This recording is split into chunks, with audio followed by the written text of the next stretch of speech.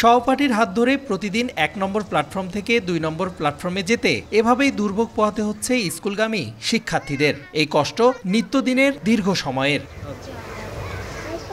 স্টেশনে ২টি প্ল্যাটফর্ম থাকলেও একটি থেকে অন্যটিতে যেতে নেই ওভারব্রিজ। এতে অনিরাপদ খোলা রেললাইনের উপর দিয়ে প্রতিনিয়ত মৃত্যু ঝুঁকি নিয়েই ট্রেনে ওঠানামা করতে হয় যাত্রীদের। আমাদের আশেপাশে দেখবেন বিভাগীয় শহরে যে জেলা শহরগুলো আছে, এই শহরগুলোর রেল স্টেশন অনেক উন্নত। এটা যে প্ল্যাটফর্ম আছে, প্ল্যাটফর্মটা 5 ফুট উঁচু।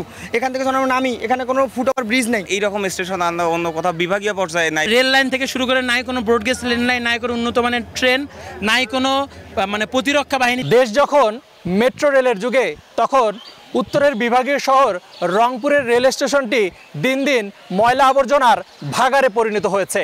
সেই সাথে অটোরিকশার এলোমেলো পার্কিংয়ে দিশেহারা যাত্রী সাধারণ। হোটেলের ময়লা যত টোটল আছে সব এদিকে আসিয়া ফেলায় এরা, তার কারণে আমাদের ওই জায়গাটা পার্কিং করতে পারি না। যারা কর্মকর্তা আছে তাদের অবহেলার কারণে, তাদের দৃষ্টি না থাকার কারণে আজকে সব জায়গায় এলোমেলো। এত দুর্গন্ধ যে এই সমস্ত জিনিসটা আমরা চাই সরকারের কাছে যে জিনিসটা আমাদেরকে দূরত্ব সমাধান করে।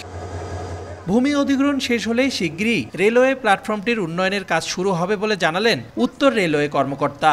রংপুর স্টেশনের কাজটা আপাতত বন্ধ আছে, কিন্তু কিছুদিনের মধ্যে শুরু হবে। এটা কাজের তো অনেক আছে, আপনার বিশেষ করে জমি অধিগ্রহণের ব্যাপার আছে, জায়গা নির্ধারণের ব্যাপার আছে। এই জিনিসগুলো সঠিকভাবে হওয়ার পরে তারপরে কাজ হবে। এদিকে ঢাকার সঙ্গে 4টি আন্তনগর ট্রেন চালু সহ 10 দফা দাবি জানিয়েছেন শিক্ষার্থীরা। রেদওয়ান হিমেল, সময় সংবাদ, রংপুর।